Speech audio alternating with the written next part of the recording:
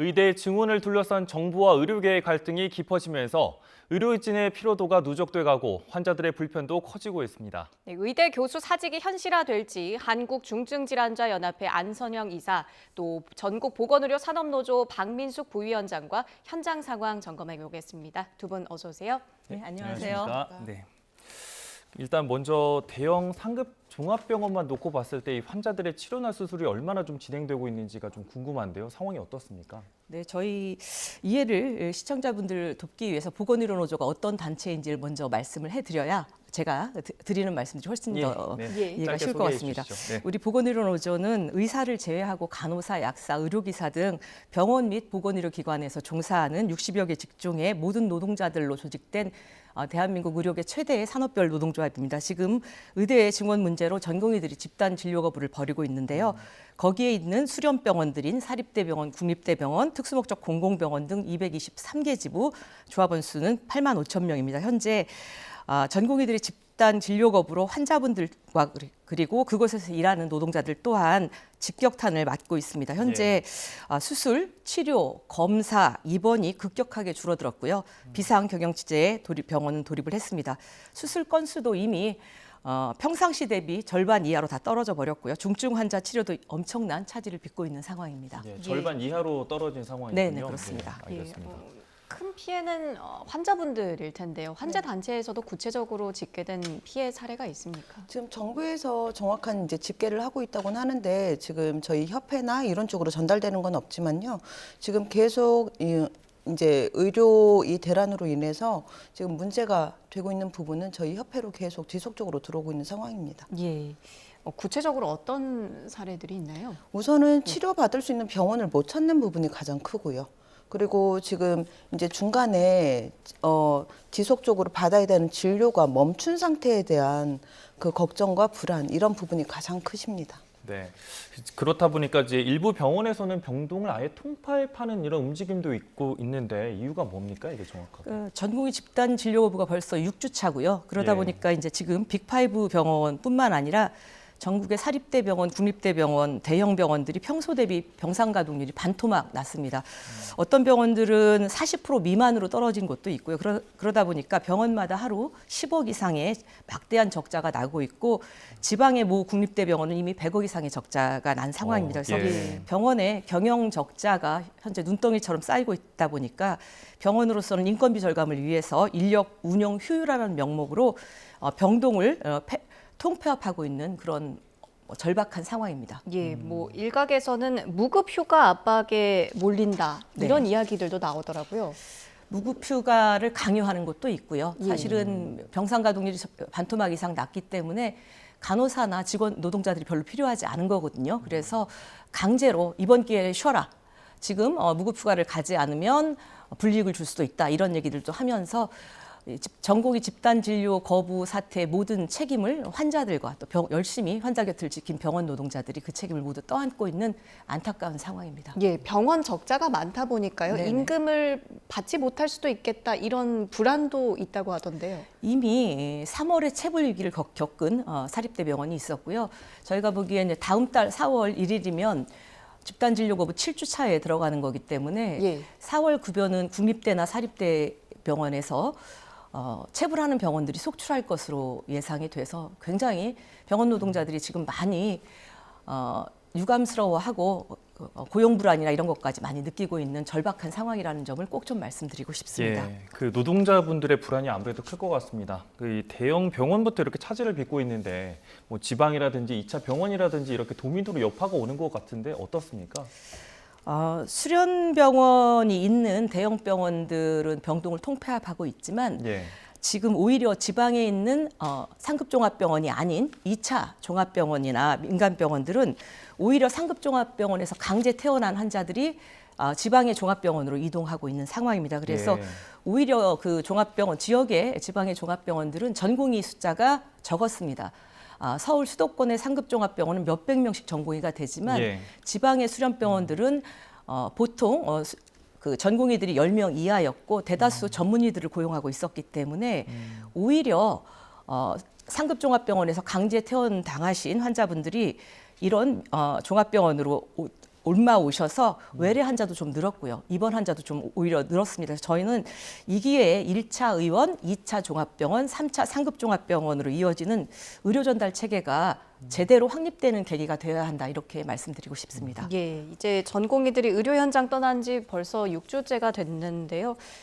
더 시간이 아깝고 애타는 것이 환자도 보호자분들 네. 아니겠습니까? 현장에서는 어떤 분위기 또는 이야기가 오고 가고 있나요? 우선은 지금 제일 심각한 건 포기하는 분들이 이제 나오기 시작하셨다는 부분이에요. 치료를 예, 포기하시는 치료를 예. 포기하시는 분들이 계세요. 그러니까 병원에 가시게 되면 어떤 치료 방향도 말을 해주지만 여명에 대한 이야기도 해주시는 분들이 계시거든요. 예. 만약에 아. 치료가 안 될 경우에는 뭐 3개월, 6개월 이렇게 얘기해 주시는 분들이 계세요. 이제 그런 분들 같은 경우에는 지금 한 달이 넘어가고 있는 상황이다 보니 이제 스스로들 포기하시려는 분들도 발생하고 있는 상황입니다. 예. 지금 뭐 전공의들 같은 경우에도 그렇지만은 이제 의대 교수들도 이제 사직서를 줄줄이 좀 제출하고 있는 상황들인데 실제로 이런 게 발생이 되면 어떻게 좀 우려가 되나요? 전공의들은 이미 지난 2월 20일자로 병원 현장을 이미 떠나버렸고요. 예. 교수들도 이번 주 월요일인 3월 25일부터 사직서를 내기 시작해서요. 예. 계속해서 병원마다 사직서가 쌓이고 있습니다. 그래서 현재 의대 교수들은 정부와의 대화 조건으로 2,000명 의대 증원 계획을 철회해라라고 예. 하고 있고 정부는 증원수 백제화는 없다라고 현장 복귀하라라고 하는 겁니다. 그래서 현재까지는 전공의라든가 수련의들이 집단 사직한 빈자리를 한 달 넘게 전공의가 부족해서 의사 업무를 대신했던 PA 간호사들과 예. 일반 간호사들 그리고 전임이나 교수들이 메꾸고 있었는데 이제 그런 상황에서 환자들은 수술도 미뤄지고 있고 항암 치료는 연기되고 응급 환자들은 제때 치료를 받지 못하고 뺑뺑이 돌아야 되는 상황인데 여기에 교수들까지 집단 사직이 현실화되면 뭐 정말로 의료 대란이 일어날 것으로 다 상당히 우려스러운 우려되는 상황입니다. 상황이군요. 예. 진짜 의사들이 환자를 떠날까? 네. 설마 그러겠어라는 이야기들도 있는데 왜냐하면 뭐 항암이나 뇌질환 같은 좀 중증 질환은 의사를 몇 년 이상 길게 보시는 환자분들도 계시잖아요. 네, 맞습니다. 예. 평균 한 2년 정도를 보신다고 말씀드리고 싶은데 예. 이제 저 또한 치료 받을 때 2년 정도를 한 선생님을 배웠어요. 예.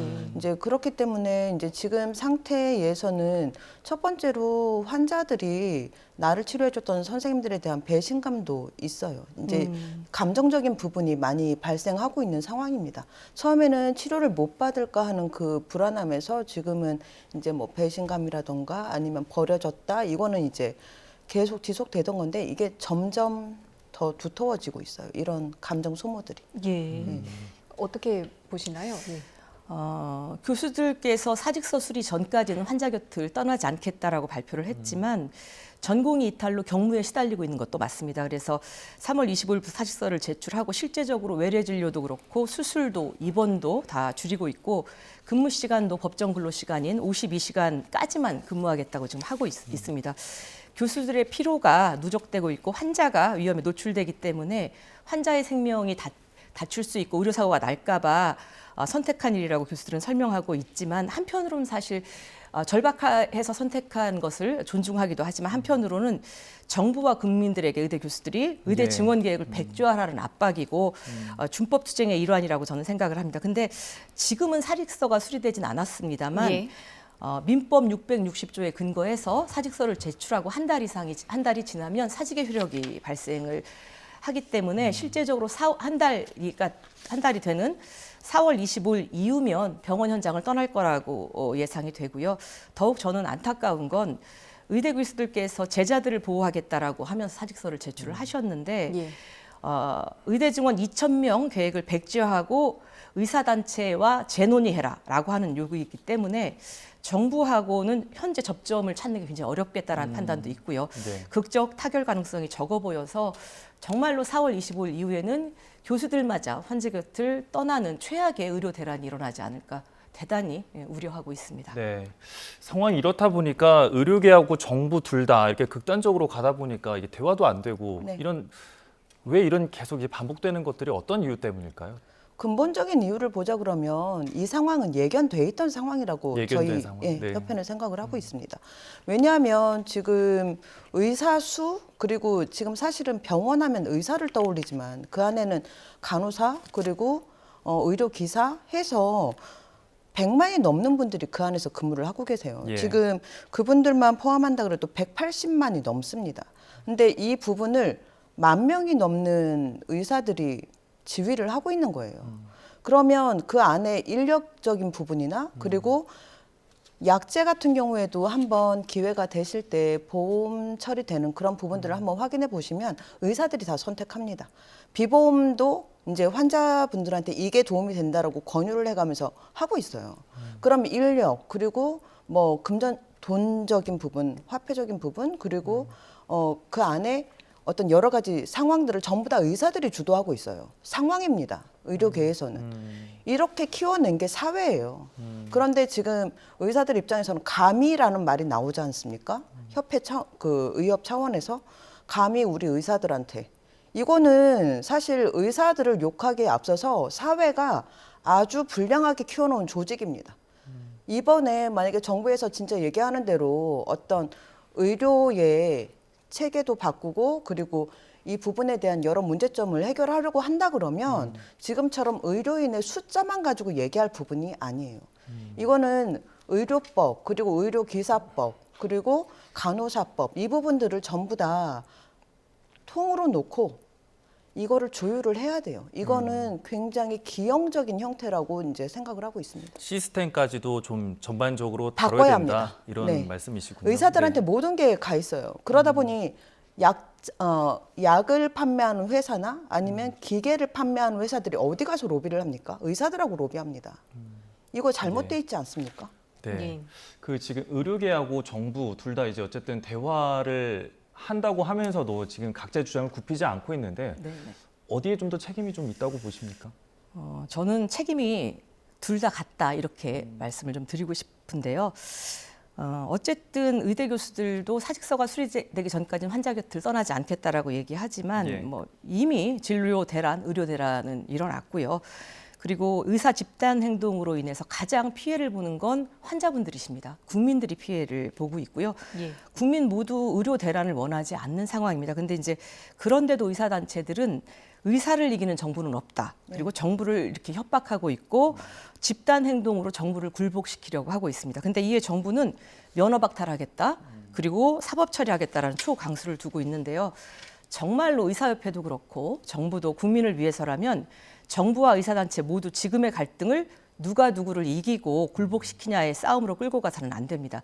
정부와 의사단체가 서로 상대방을 굴복시키겠다라는 치킨 게임에 나선다면 결국 그 피해는 환자분들과 국민 모두가 피해자가 될 수밖에 없기 때문에 양쪽 책임이 둘 다 무겁다 이렇게 말씀드리고 싶습니다. 예, 오늘 전국 의대교수 비상대책위원회가 의사들의 번아웃 탈진이 심각하다면서 근로시간을 축소하기로 했습니다. 듣고 오겠습니다. 전국 비대위는 4월 1일부로 24시간 연속 근무 후 2일 주간 업무를 오프를 원칙으로 하는 데 동의하였습니다. 이 근무 조건에 맞춰서 중증 및 응급환자 진료를 유지하기 위해 각 수련병원별로 외래와 수술을 조정하기로 의결하였습니다. 예, 모레부터 의대 교수들이 진료를 재조정하게 되는데요. 당장 월요일부터입니다. 환자들 불편이 더 커진다고 봐야겠죠. 네, 패닉입니다. 이렇게 되면. 이거는 협박입니다. 아까 말씀하신 것처럼 이거는 정부를 협박하는 건데 그 앞에다가 방패로 세우는 건 환자들을 세워놓은 거예요. 의사들이 이럴 수 있는 건지에 대해서는 뭐 윤리적으로 따져볼 필요도 없다고 생각해요. 이제 직업적인 부분에서도 잘못된 얘기로 환자들이 없으면 의사들이 설 곳이 있습니까? 예. 네. 본인들이 서야 될 자리가 도대체가 어딘지도 모르고 저런 발언을 하는 거에 대해서 우리나라 의사라 그러면 그래도 상위 0.1%라고 하는데 예. 저 정도 수준밖에 안 된다는 거에 대해서는 유감스럽습니다. 예. 이제 사실 이 비상체제로 계속 운영되고 있기 때문에 남아있는 의료진들의 필요도 상당할 수밖에 없는 부분이라고 좀 생각이 드는데 그렇지만 이 상태가 가장 장기화된다면 현장에서 가장 우려되는 것 어떤 것들이 좀 있을까요? 현장에서는 1차적으로는 환자분들이 제대로 치료도 못 받고 수술도 못 받고 항암도 연기되고 하면서 응급실 뺑뺑이나 이런 게 더 심각해지고 있죠. 예. 원래도 소아과 오픈런이나 응급실 뺑뺑이 때문에 의사 인력을 증원하려고 했던 건데 예. 지금 6주 가까이 의료 대란이 일어나면서 그런 것들은 더 많이 심해지고 있고요. 1차적인 피해는 환자들이 보고 있고 2차적인 피해는 그 병원에서 환자들을 부여잡고 지키고 있는 예. 병원 노동자들의 모든 피해가 직격탄을 맞고 있습니다. 그래서 현재 실제 비상경영을 선언한 수련병원에서는 무급휴가 강제, 무급휴직과 사용 강제, 연차휴가 사용 강제, 그리고 일방적인 배치 전환과 신규 간호사들의 입사 연기도 지금 속출하고 있습니다. 그래서 전공의들의 진료 거부 사태가 장기화되면서 예. 휴업이나 병원의 운영 중단, 임금 체불에 대한 부담도 커지고 있고요. 그 중에서도 병원 노동자 중에 가장 좀 심각한 고충을 호소하고 있는 것들이 바로 간호사들 고충이 가장 심각합니다. 예. 이 전공의들의 의료 공백을 메꾸기 위해서 의사 업무 대부분을 현재 의료법에는 그 직역이 없습니다. PA 간호사라고 하는 진료 의사의 업무를 대신하는 진료보조 간호사인 PA 간호사한테 더 떠넘기고 있고 예. 일반 간호사를 갑자기 PA 간호사로 전환해서 의사 업무를 시키고 있습니다. 일반 간호사들은 간호사 이외에 아무런 교육이나 훈련도 되어 있지 않은 일반 간호사들을 예. 하루아침에 PA 간호사가 돼서 의사 업무를 대신하고 있고 지금 PA 간호사 업무를 이 일반 간호사가 하지 않으면 병원 망한다. 그렇게 이제 병원이 압박하고 있어서 예. 이게 현행 의료법상 불법입니다. 불법 의료 행위인 줄 알면서도 반강제적으로 눈물을 머금고 의사 업무를 떠맡고 있는 상황이고요. 정말로 의료 인력 운영 대란입니다. 그래서 이처럼 전공의들의 진료 거부로 정상적인 의료 체계 운영이 완전히 무너지고 고도의 전문성과 숙련성, 책임성이 요구되는 업무가 파행 운영됨에 따라서 의료 현장에서는 하루하루 어떤 사고가 어떻게 터질지 모르는 위태로운 상황이고 시한폭탄을 안고 살아간다 이렇게 말씀드리고 싶습니다. 예, 지난 28일이죠. 정부가 전공의가 요구했던 근무 환경 개선책을 제시했습니다. 듣고 오겠습니다. 올해 5월부터 전공의 연속 근무 시간 단축 시범 사업을 실시하겠습니다. 각 병원에서 추가 인력을 투입하고 전공의의 업무 부담을 완화하여 수련에 집중할 수 있도록 지원하겠습니다. 네, 연속 근무 또 수련 시간을 줄이겠다는 건데요. 전공의들 근무 환경이 좀 개선될 거라고 보십니까?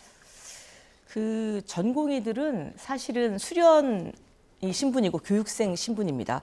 그럼에도 불구하고 36시간 연속 근무하고 있고 장시간 80시간 전공의 특별법에 근거해서 80시간 장시간 노동하고 있고 계속되는 당직 근무와 낮은 보수 등 정말로 열악한 노동자 신분이고 열악한 근무 환경에 있습니다. 그래서 반드시 이번 기회에 전공의들의 처우를 개선을 해줘야 되고요.